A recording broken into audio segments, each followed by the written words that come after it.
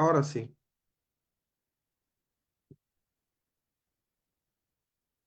Ahora parece que estamos transmitiendo en vivo. Un saludo cordial para nuestros queridos amigos de Facebook. Dios los bendiga mucho. Un abrazo grande, cariñoso para cada uno de ustedes. Estamos aquí en nuestra séptima lección del estudio Apocalipsis. Aquí está, ahí, Ahí está el libro. ahí está. Dios los bendiga mucho. Vamos a estudiar hoy un tema bastante interesante. Ya les adelanto que vamos a tener que dividir la lección de hoy también en dos partes, porque la última parte es un poco compleja, si bien involucra como las tres últimas preguntas, pero esas tres últimas preguntas son un poquito más complejas, así que vamos a dejar para una lección aparte. Hoy vamos a estudiar la primera parte entonces de la lección número 7, ¿ya? Eh, si usted está acompañando ahora en vivo, un abrazo grande, deja tu mensaje, alguna pregunta o duda que tengas. Y si nos está asistiendo de forma posterior, deja tu like también. Un abrazo grande para cada uno de ustedes. Vamos a proyectar aquí nuestro estudio de hoy. Lección número 7, Juan y el librito abierto. Se ve, ¿no es cierto, Gabriel? Sí, estamos. Perfecto.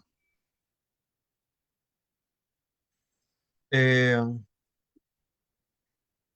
para poder introducir la lección de hoy, yo quisiera que pudiéramos revisar brevemente el final del capítulo anterior que estudiamos en Apocalipsis capítulo 9,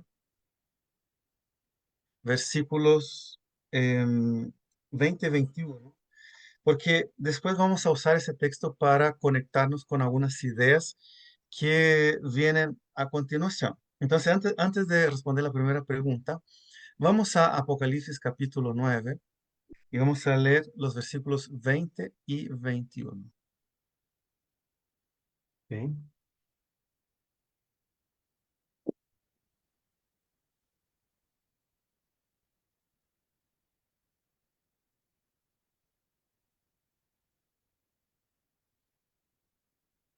¿Se ve, Gabriel? Sí, pero todavía no sale el texto A ver. de Apocalipsis para leerlo. A ver, déjame ver si hay algún problema aquí de la proyección. Al parecer. Vamos a ver.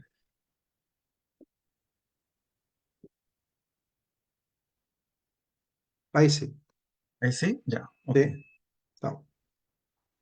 Apocalipsis 9, versículo 20 dice, y los otros hombres que no fueron muertos con estas plagas, ni aun así se arrepintieron de las obras de sus manos, ni dejaron de adorar a los demonios y a las imágenes de oro, de plata, de bronce, de piedra y de madera, las cuales no pueden ver, ni oír, ni nadar. Y no se Anda. arrepintieron de sus homicidios, ni de sus hechicerías, ni de sus fornicaciones, ni de sus hurtos. Muy bien. ¿Por qué estoy poniendo este texto? Este texto está dentro del ámbito de la sexta trompeta, del final de la sexta trompeta. ¿Mm? Entonces, en ese final de las sextas trompetas, hay plagas y eventos catastróficos que vienen sobre el hombre que no son, como nosotros habíamos visto, de una destrucción total, sino que son de daños parciales. Allí habla, dentro de ese capítulo, se van a ver que habla de la tercera parte de los hombres. Sin embargo, aquí el texto dice claramente que aún habiendo estos juicios que Dios ha levantado en contra de la humanidad o de las instituciones que producen esos daños, dice que los hombres no se arrepintieron de sus homicidios, ni de sus hechicerías, ni de su fornicación, ni de sus hurtos.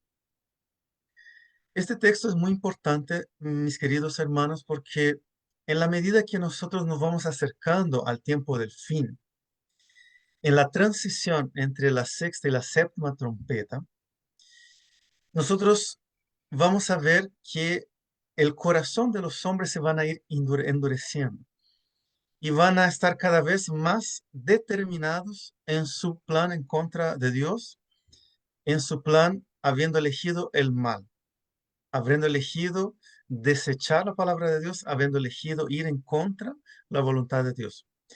Y va a llegar un punto crítico en que ya los que decidieron caminar por el camino malo no van a volver atrás, no se van a arrepentir más. Y los que decidieron estar con Cristo van a permanecer con Cristo. Ese momento es aquel del cual estudiamos el sellamiento de los hijos de Dios y también el sellamiento de condenación de los que eligieron permanecer en las tinieblas.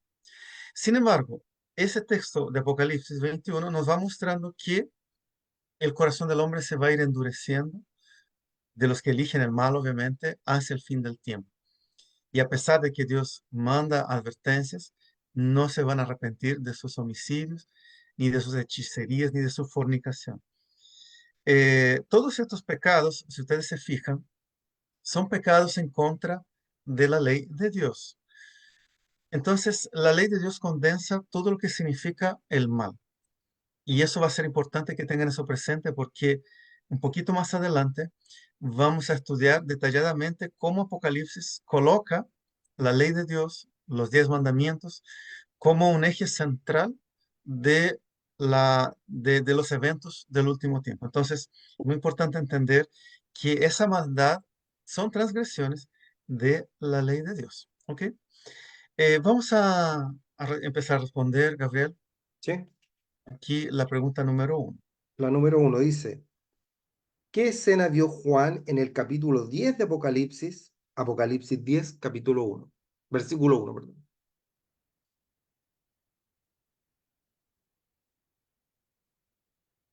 Dice, vi descender del cielo a otro ángel fuerte, envuelto en una nube, con el arco iris sobre su cabeza, y su rostro era como el sol, y sus pies como columnas de fuego. Bien, em, ¿Vale? vamos a responder en forma sencilla. Inmediatamente vamos a comentar, porque vamos a conectar esta idea inmediatamente con la pregunta número 2.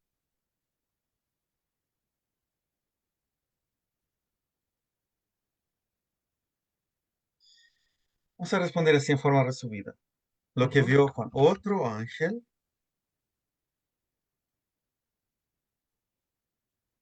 Otro ángel. envuelto en una nube y su rostro como el sol. Bien. La pregunta que sigue, la pregunta que sigue dice, ¿quién era el ángel visto por Juan? Entonces, vamos a aprovechar las dos preguntas y algunos textos bíblicos para entender en forma sencilla. Este es un tema muy bonito, ya uno podría desarrollar muchos estudios sobre ese tema de lo que significa ese ángel, pero vamos a ver solo algunos textos para respaldar esa postura y por qué se puede interpretar así. En primer lugar, vamos a leer Génesis capítulo 9 versículos 12 al 15 porque la primera figura, vamos a volver rápidamente en el texto, Gabriel, aquí Sí. solamente para que todos puedan notar que uno de los elementos que ve Juan es que ese ángel tenía un arco iris sobre su cabeza, ¿ya? Ujú. Eh, Tristemente, el arco iris es muy usado hoy por ciertos grupos ideológicos, ¿no es cierto? Sin embargo, el arco iris es un símbolo divino mucho tiempo antes de lo que han usado hoy actualmente. y es un poco triste que lo usen para lo que hoy se usa. Pero vamos a ir a Génesis, capítulo 9, y Ok, vamos a leer los versículos 12 al 15, Gabriel. ok. Dice, produjo pues la tierra hierba verde, hierba que da semilla según su naturaleza, y árbol que da fruto, cuya semilla está en él. Y según su género, y vio Perdón, Dios que perdón, perdón. Gabriel, disculpa, yo proyecté mal aquí. Génesis 1:12, Disculpa, ¿no disculpa. era? Sí, Génesis 9, 12 al Ya. 15. Yo, Ah, nueve yo 12 al marqué 15. mal aquí el botón de la... disculpa, Ok. ahí sí. No, 12, 12, no sé, perdón. Génesis 9:12. Exacto, Ahí ahí sí. sí, disculpen la... Eché mal aquí. Llegamos. Entonces dijo, y dijo Dios, esta es la señal de pacto que yo establezco entre mí y vosotros y todo ser viviente que está con vosotros por ciclos perpetuos. Mi arco he puesto en las nubes, el cual será por señal de pacto entre mí y la tierra. Bien, eh, aquí está hablando Dios con Noé después que salieron del arca y le está diciendo a Noé, he aquí yo te voy a dar, Noé, una señal con la cual yo estoy haciendo un pacto con todos los seres humanos de que nunca más voy a destruir la tierra con un diluvio. Dios hace un pacto unilateral. Nunca más va a destruir la tierra con un diluvio. Y el símbolo de ese pacto es lo que la Biblia llama de el arco de Arco los iris. cielos, que es lo que nosotros conocemos típicamente como el arco iris. Entonces, el arco iris fue un instrumento de la naturaleza que Dios presentó a Moisés como un símbolo de su pacto con los seres humanos. Ahora, ¿qué significa entonces ese pacto? Es un pacto de gracia y un pacto de misericordia. O sea, Dios es un Dios que manifiesta pactos con el ser humano. Y puntualmente, el arco iris tendría un símbolo del pacto de gracia y misericordia, porque Dios dice a Noé, nunca más voy a destruir el hombre con un diluvio. Es una promesa. Entonces, noten que el ángel aparece con qué? Vamos a volver aquí a Apocalipsis, Ujú. capítulo 10, versículo 1. El ángel aparece con un arco iris sobre su Cabeza. cabeza. Bueno, esto ya nos va hablando de que si ese ángel tiene un arco iris, que es la señal del pacto de misericordia de Dios, estoy mirando aquí que están. Ah, ya, ya, ya. Ya, ya lo leí. Gracias, Carlita. Se puede ver en Facebook, en el computador también, si quieres comentarle a Olga, ¿ya? En mi, en mi muro allí está siendo transmitido en vivo. Bien, entonces, la, la cabeza de ese ángel con un arco iris ya demuestra que ese ángel tiene una naturaleza bastante superior porque está el arco del pacto de Dios con él. Vamos a ver unos textos más. Por ejemplo, Apocalipsis, capítulo 1. Apocalipsis, capítulo 1, versículo 7. Estos son textos que están en la lección. Yo solo voy a mostrar un texto que no está en la lección, pero ahí les digo cuál para anotar. ¿Qué dice allí, Gabriel? Dice, Apocalipsis 1, versículo 7. 7. He aquí que viene con las nubes, y todo ojo le verá, y los que le traspasaron, y todos los linajes de la tierra harán lamentación por él. Sí, amén. Amén, amén. Vamos a volver aquí entonces a 10:1. Y ustedes ven aquí en este texto que Ese ángel está envuelto en una nube.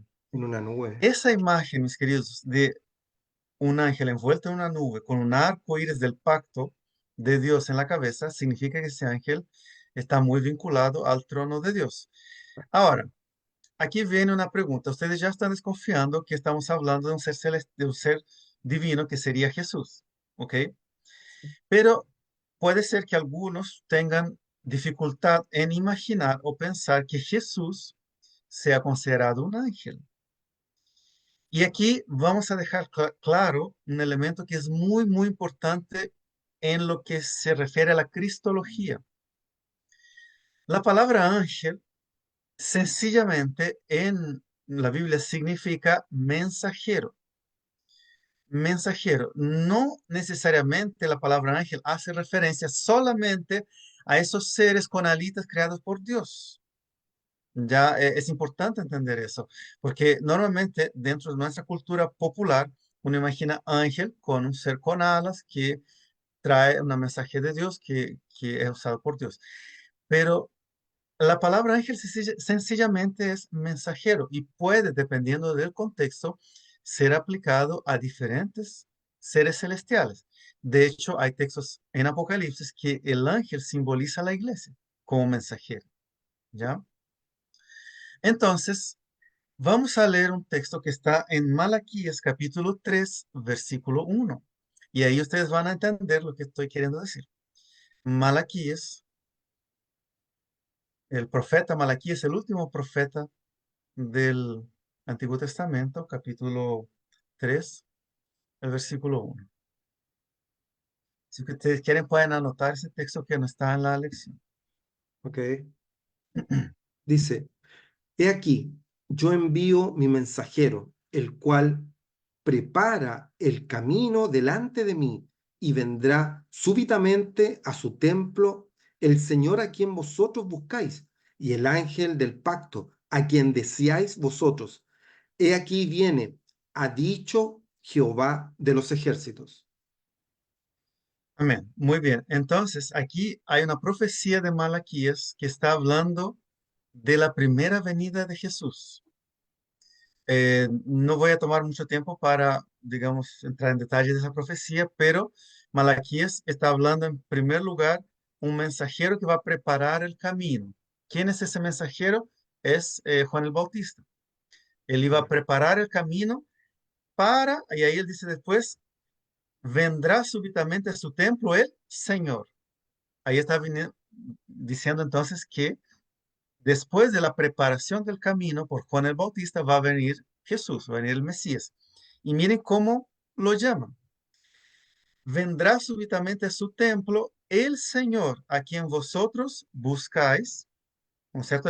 El pueblo de Dios, en el final del tiempo del profeta Malaquí, estamos hablando más o menos del año 400 antes de Cristo. Los últimos profetas profetizaron hasta entre fines y principios del tercer siglo antes de Cristo. Entonces, en ese tiempo, ellos esperaban en algún momento poder ver al Mesías. Por eso Malaquías dice, ustedes esperan el Mesías y va a venir después del mensajero que prepara el camino. Y mire cómo lo llama. Y el ángel del pacto, a quien Ya. vosotros deseáis, y aquí viene, ha dicho Jehová de los ejércitos. Lo llama el ángel del pacto. Pacto. Se refiere que aquí llama a Jesús el Mesías de ángel y del pacto, haciendo Claro, alusión nuevamente a que Dios es un Dios de pactos. El pacto de la misericordia, de la gracia en el arco iris, el pacto de la redención en la figura de los sacrificios de los corderos, del santuario terrenal, el pacto de, de Abraham de hacer herederos de los que se acercan por la fe. Entonces, el ángel del pacto es Cristo y se le llama ángel porque Cristo también es un mensajero de Dios. Pero cuando le decimos ángel a Jesús, en ninguna manera se está rebajando la categoría de la divinidad de Cristo, porque vuelvo a repetir, la palabra ángel tiene una acepción netamente de mensajero. ¿ya? El hecho de que Jesús sea ángel o en algunos lugares donde se le asocia al arcángel Miguel, no reduce en nada su divinidad. ¿Por qué? Porque Jesús asume, eh, asume, asume funciones dentro de la divinidad voluntariamente, incluso ocultando o sujetándose al Padre. Por ejemplo, cuando Jesús se encarna como ser humano, él vela totalmente su divinidad. Todo lo que él hizo en la tierra no lo hizo por ser Dios. Él lo hizo como ser humano en su fe y su comunión con el Padre. ¿Ya? ¿Cuál? Por lo mismo Jesús dijo, incluso prometió que aquellos que creyeran en él podrían hacer incluso cosas mayores que él. ¿Por qué? Porque lo hacía por la fe y por la comunión con el Padre, no por su divinidad. La divinidad estaba velada en ese momento. Mm, Ahora, hubieron momentos en que Dios, en que Jesús, digamos, abrió un poco su divinidad, como fue el caso de la transfiguración en el monte con Pedro, con Santiago y con Juan. Entonces, en ese momento, Jesús develó su divinidad por un breve momento, pero fuera de eso, su divinidad estaba velada en la figura de un ser humano en carne y hueso. Muy bien, entonces vamos a aprovechar al tiro de responder nuestra La segunda dos. pregunta, la número dos. Entonces, ¿quién era el ángel visto por Juan en Apocalipsis 10:1? Jesús. Je- Jesús. O, a mí me gustó escribir Cristo. Cuando nosotros estudiamos Daniel y también otros textos de Apocalipsis, ustedes van a ver que en muchas visiones el personaje que se para delante de Daniel para darle instrucciones, informaciones, es Cristo en una forma eh, visible, manifestada, obviamente un Cristo glorificado, de manera a denostar todas las cualidades y el carácter de su divinidad. Entonces, no hay ninguna disminución allí en el hecho de que eh, Juan ve a Cristo en esas teofanías o en esas apariciones como en forma de ángel, ¿ya? ¿Sabes? Sí, entonces, Ahora que lo mencionas, yo siempre he estado en duda. Acaba de mencionar que la iglesia adventista en algunos pasajes eh, hace alusión a que Jesucristo es el arcángel Miguel. sí. Y eso yo no sé, no. Bueno, está dando algunos textos bíblicos, como en el Antiguo Testamento, los profetas, como no conocían al Hijo de Dios, como no conocían a Dios, ni su rostro, ni nada, sino solamente su gloria y su voz, eh, podrían haber dicho que Jesús era un ángel. Bueno, también se le aparecieron ángeles a profetas y todo eso, pero ya los discípulos conociendo a Jesús, eh, me parece extraño que hayan llamado a Jesús como el arcángel Miguel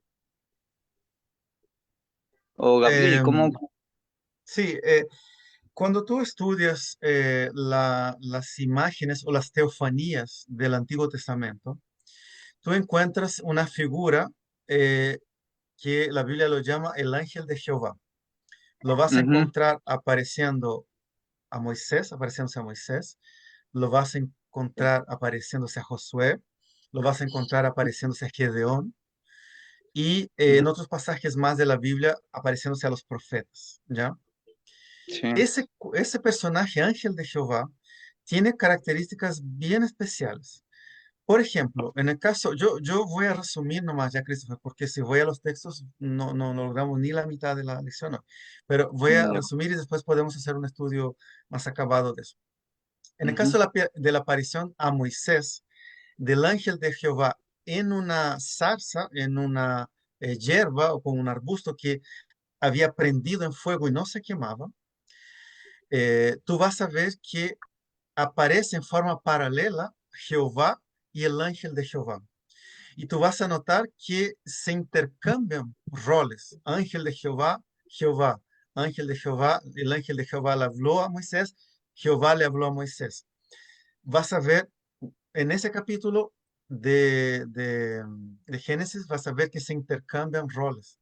Perdón, de Éxodo. Se intercambian roles y es prácticamente lo mismo el ángel de Jehová que Jehová.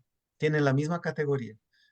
Ujú. Después vas a ver a Josué apareciéndose también un ángel de Jehová en formato de guerrero, el cual él piensa que No, es un ser humano de primera, pero después dice yo soy el ángel de Jehová.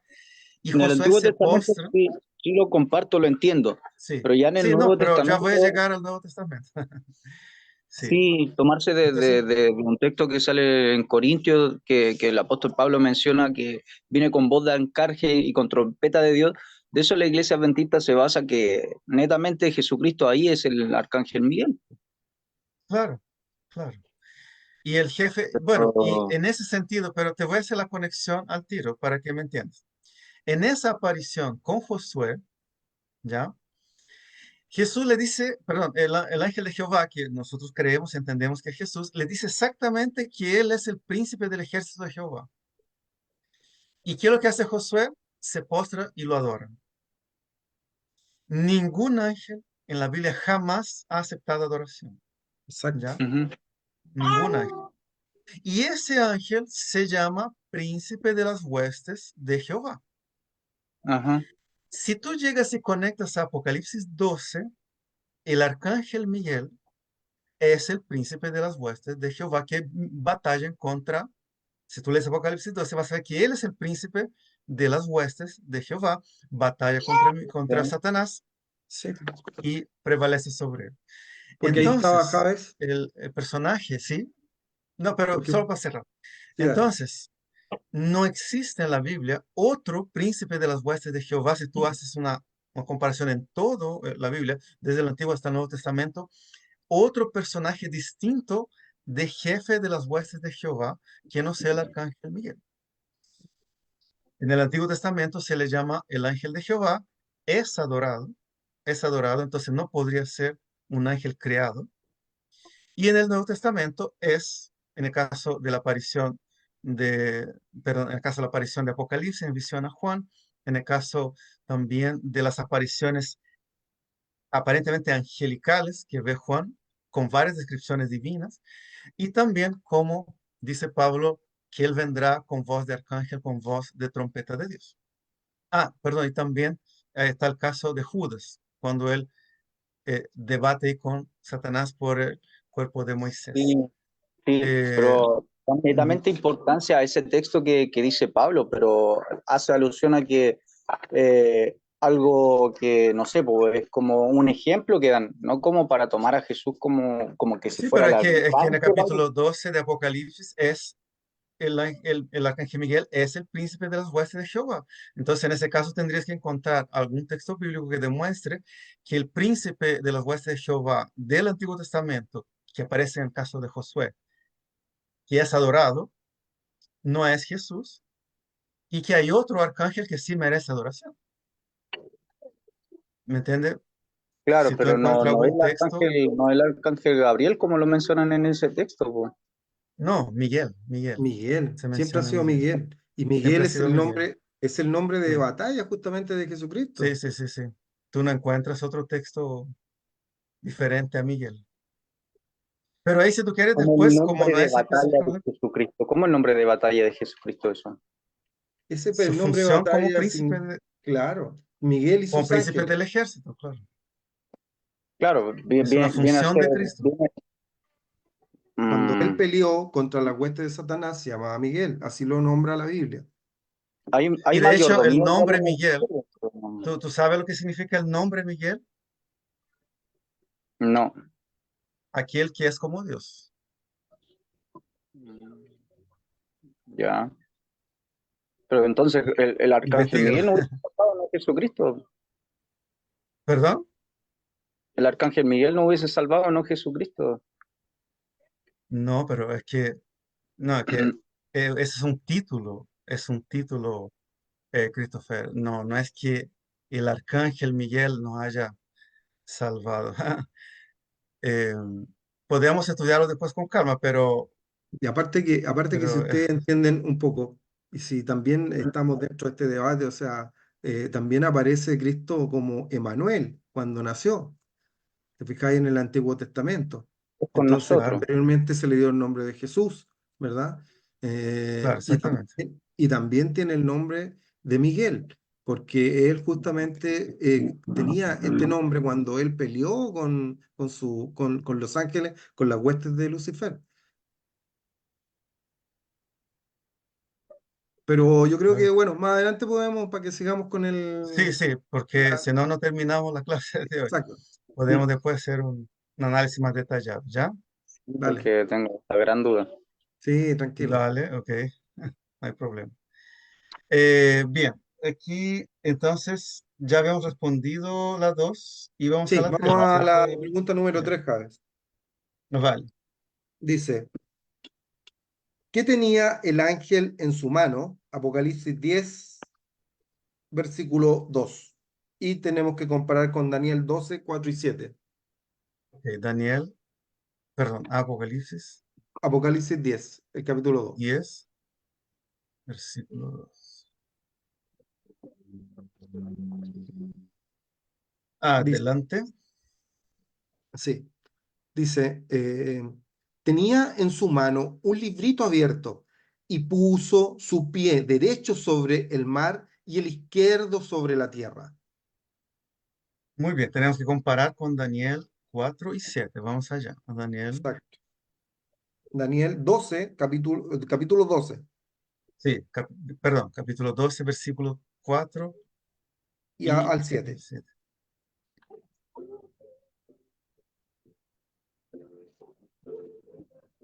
Christopher, ¿puedes cerrar tu micrófono? Ah, Por favor. Gracias. Ya, leamos. Dice, pero tú, Daniel, cierra las palabras y sella el libro hasta el tiempo del fin. Muchos correrán de aquí para allá y la ciencia se aumentará. Muy bien. Ahora, perdón, partamos del 6, el 6 y el 7, por favor, Gabriel. Sí. Ok. Dice, y dijo uno al varón vestido de lino que estaba sobre las aguas del río, ¿cuándo será el fin de estas maravillas? Y oí al varón vestido de lino que estaba sobre las aguas del río, el cual alzó su diestra y su siniestra al cielo y juró por el que vive que vive por los siglos, que será para tiempo, perdón, que será por tiempos y la mitad de unos tiempos. Y cuando se acabe la dispersión del poder del pueblo santo, todas estas cosas serán cumplidas. Muy bien.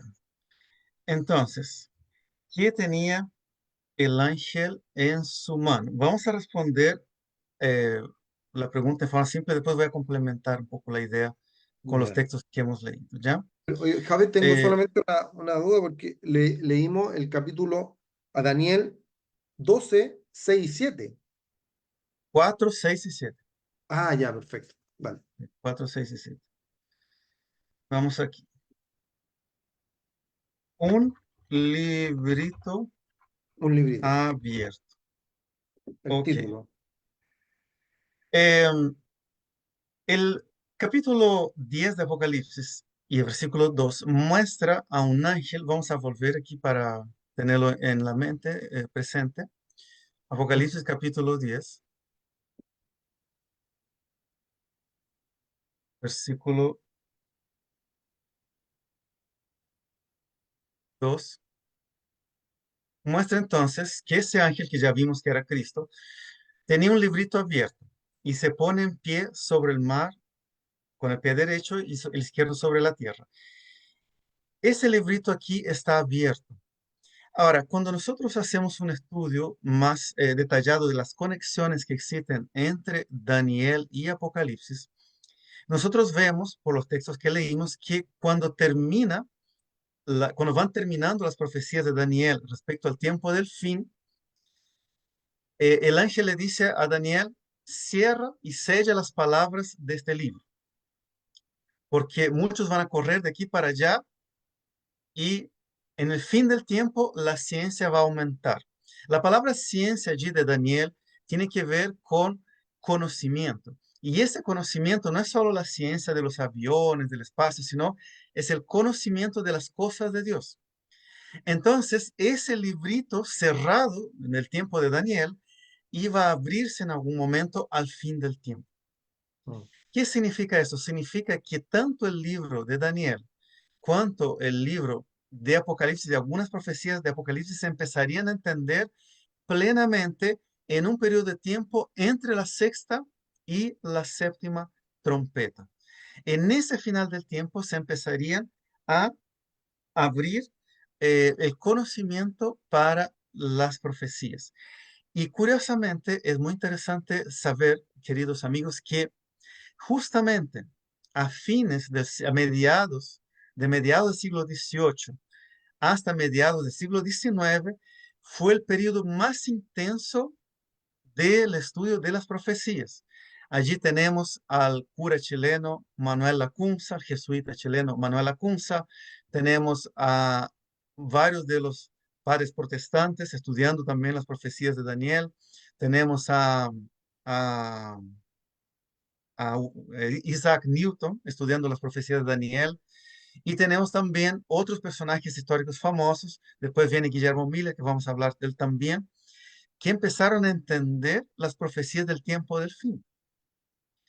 Entonces, las profecías de Daniel se empezaron a abrir justamente en ese periodo del tiempo del fin, entre la sexta y la séptima trompeta, que es la trompeta final. Y ese librito abierto es justamente lo que el ángel está revelando, que ahora llegó la hora de abrir el libro de las profecías y dar entendimiento sobre ellos. ¿Ya? Mm.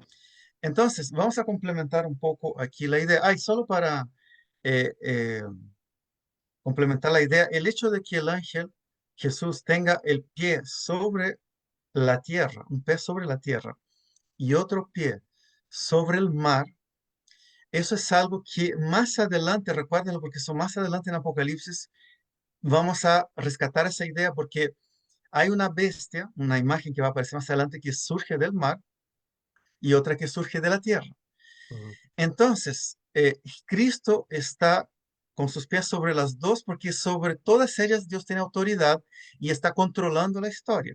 Entonces, Él tiene autoridad sobre todas las naciones y más adelante vamos a entender ese concepto de mar y tierra y Dios está determinando los tiempos en que se abren las profecías, ¿ok?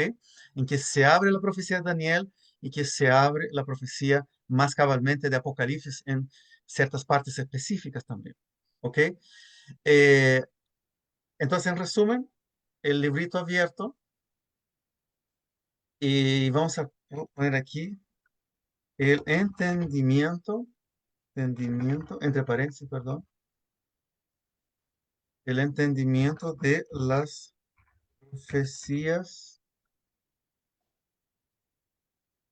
profecías de Daniel. Voy a dejar Daniel porque el foco del libro es principalmente las profecías de Daniel y más adelante vamos a abordar eso un poquito más, ¿ok? Pero también podemos considerarlo en gran parte las de Apocalipsis, ¿ok? Ok. Eh, solo para que se recuerde entonces, allí en Daniel 12, 4 y 7, para que hagan la asociación, Daniel se le había ordenado sellar el libro.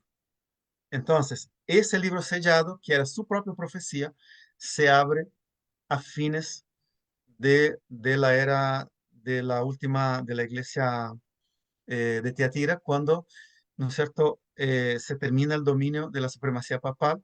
Vamos a verlo aquí, un gráfico de eso, más o menos a fines de mediados del siglo XVIII y mediados del siglo XIX, donde todos empiezan a estudiar mucho las profecías. Vamos a la siguiente pregunta aquí. Ok. Va la pregunta número 4. Dice, ¿qué juramento hace el ángel? Apocalipsis 10, capítulo 5 y 6. Versículo, Bien, ¿verdad? vamos allí, Apocalipsis 10, versículos Versículos 5 y 5 y 6. 6. Dale. Dice, el ángel aquí, perdón, el ángel que vi en pie sobre el mar y sobre la tierra, levantó su mano al cielo y juró por el que vive por los siglos de los siglos, que creó el cielo y las cosas que están en él, y la tierra y las cosas que están en ella, y el mar y las cosas que están en él, que el tiempo no sería más, No sería más. Ahí está. no sería más, hasta ahí, ¿no? No sería más. Sí. Bien.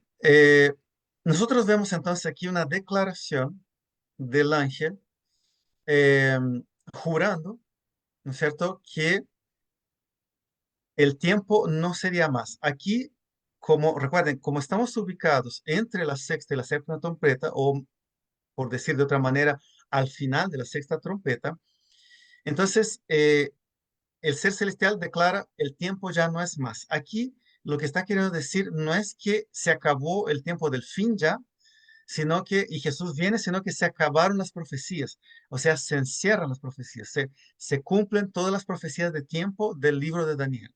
Por eso él declara, el tiempo ya no es más. ¿Por qué? Porque al final de ese periodo se va a cumplir todos los mensajes proféticos que lo vamos a estudiar más adelante, ya de las profecías de tiempo.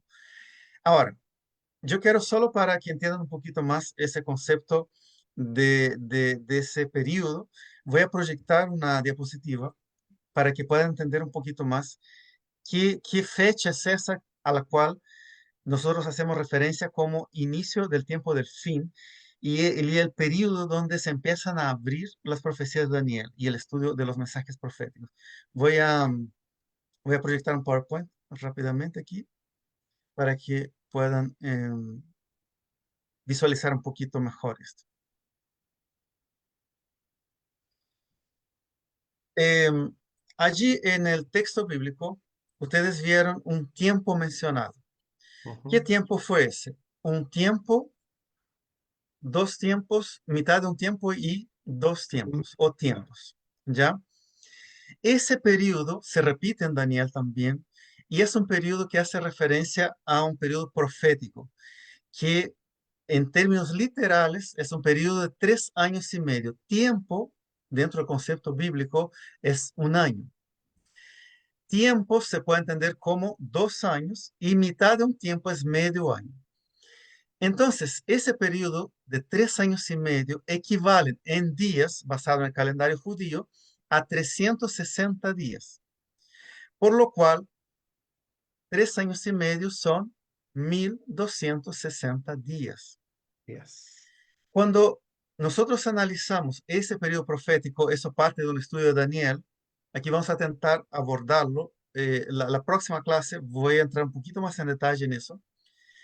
Pero ese periodo profético es el periodo donde se le denomina la supremacía papal, o sea, donde el papado ejerce su mayor poder. Y allí viene, ¿no es cierto?, la iglesia de Tiatira, después la iglesia de Sardis, donde durante ese periodo ese poder romano religioso persigue a los siervos de Dios. Eso ya lo hemos estudiado varias veces, ¿no es cierto? Y el poderío de ese periodo se marca entre los años. Aquí ustedes pueden ver 538 después de Cristo y 1798 después de Cristo también. ¿Por qué esas fechas? Para definir ese periodo de supremacía papal de 1260 años. Porque en el año 538, eh, un rey ostrogodo derroca el último perdón, el papado derroca el último rey que se oponía al papado, que era el rey ostrogodo. Claro. Entonces, después que él derriba ese último rey, se establece una hegemonía del poder romano sobre todo el imperio romano religioso ya de ese tiempo, cuando cae el último rey bárbaro. Y eso ocurre justamente en la fecha 538 después de Cristo. Se establece lo que nosotros consideramos el inicio de la supremacía papal sobre todo el imperio. Y finalmente, cuando esa supremacía papal que dominó durante tanto tiempo toda Europa y parte del norte de África también, termina con su golpe mortal, Apocalipsis más adelante va a hablar de eso, en el año 1798. ¿Qué ocurre en 1798? El general Berthier de las fuerzas de Napoleón toma preso el Papa Pío VI y allí en su prisión muere el Papa, exiliado. Eso se considera un golpe durísimo sobre la supremacía que tuvo el papado sobre los reinos y poderes de la tierra. Desde ese entonces, nunca volvió a tener esa autoridad donde quitaba y ponía reyes, sino que ahora tiene un poder un poco más sutil. Ya más adelante vamos a hablar de eso. Eh, pero entonces eso sería el periodo que la Biblia repite muchas veces, Apocalipsis también lo va a repetir, de 1260 años o 3 años y medio. En otro pasaje de Apocalipsis vamos a volver a ver esa fecha donde se le hace referencia como las 42 semanas. Tienen nombres distintos, pero el periodo, si tú sumas los días, es exactamente el mismo. ¿Ya? Entonces, vamos a responder, Gabriel, ¿Sí? rápidamente la pregunta 5, Número 4. 4. Después pasamos a la 2. Sí. ¿Qué juramento hace el ángel?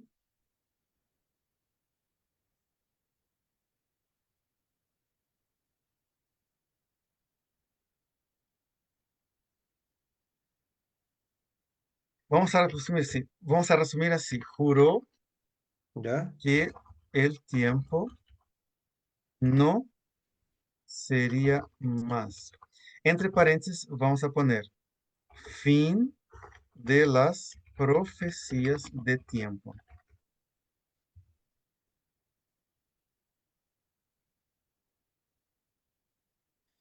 Em, Vamos a responder la pregunta 5 y esa va a ser la última pregunta del estudio de Ok. hoy. Em, Dice, Adelante, Gabriel. ¿qué orden recibe Juan? Apocalipsis 10 capítulo 8 Vamos a leer. versículo 8. Dale con el capítulo. 18. Dale. Dice, la voz que oí del cielo habló a través conmigo y dijo, ve y toma el librito que está abierto en la mano del ángel que está en pie sobre el mar y sobre la tierra. Muy bien. ¿Y el 9? Y fui al ángel diciendo que me diese el librito. Y él me dijo, toma y cómelo, y te amargará el vientre, pero en tu boca será dulce como la miel. Perfecto. Gracias, Gabriel. Bien, entonces, ese librito que estaba en la mano del ángel, que ahora había sido abierto, se le ordenó al profeta Juan que tomara ese librito, obviamente en visión, ¿no? Y lo comiera. Y cuando él comiese ese librito, iba a ser dulce en la boca, pero ¿No? después le iba a amargar el vientre. Iba a Vientre. quedar, iba a tener un sabor amargo, iba a tener una desilusión, una decepción. Noten entonces, el librito tiene relación con las profecías de Daniel que se iban a abrir en el fin del tiempo. Entonces, al comer ese librito, o sea, al recibir esas profecías y empezar a interpretarlas, ese librito iba a traer un dulzor, iba a traer una alegría, pero en algún momento esa alegría iba a cambiar y iba a haber un amargor respecto a ese estudio. O sea, iba a haber un contraste, iba a haber una dicotomía de que el estudio del libro de Daniel y el estudio, la apertura de las profecías del libro de Daniel iba a ser motivo de gozo para muchos estudiosos de ese tiempo, pero al mismo tiempo iba a producir una tristeza, un amargor, del cual vamos a hablar en la próxima clase, ¿ya? Vamos a retomar eso y vamos a hablar de la próxima clase. Así que eso, vamos a quedar con eso. Esto está tomado también de una imagen de Ezequiel, lo vamos a ver también. Ezequiel, el profeta, también tiene que comer un libro y también se le amarga el vientre. Vamos a Responder. terminar respondiendo la pregunta, Gabriel. Exacto. Vamos a escribir así. La orden fue tomar el libro y comerlo. Sería dulce como la miel, pero le amargaría el vientre. Entonces, en la próxima clase vamos a estudiar cómo es posible que la revelación de las profecías de Daniel iba a ser dulce por un lado para muchos de los estudiosos de ese tiempo, pero por otro lado también iba a producir un amargor, un Un pesar, una amargor. tristeza. Vamos a Interesante esta entonces profecía. dejar eso pendiente y como lo comentó, vamos a tratar aquí de ver cómo hacemos, porque Carla escribió que le interesaría mucho, ¿no es cierto?, estudiar ese tema del arcángel Miguel, de Miguel, del ángel de Jehová. Vamos a ver si logramos incorporar en algún momento algún estudio sobre eso en nuestra clase, ¿ya? Vamos a tratar de que poder encontrar un espacio, posiblemente podría ser incluso cuando estudiamos el capítulo 12. Ahí vamos a considerar algunos textos, ¿ya? Maravilloso. ¿Por qué el capítulo 12 de Apocalipsis? Porque allí justamente aparece Claro. Miguel como príncipe de las huestes de Jehová. ¿Ya? Bien, eh, vamos a dejar de cerrar el compartir aquí de Facebook. Vamos a despedirnos. Gracias a todos los amigos de Facebook que nos estuvieron asistiendo.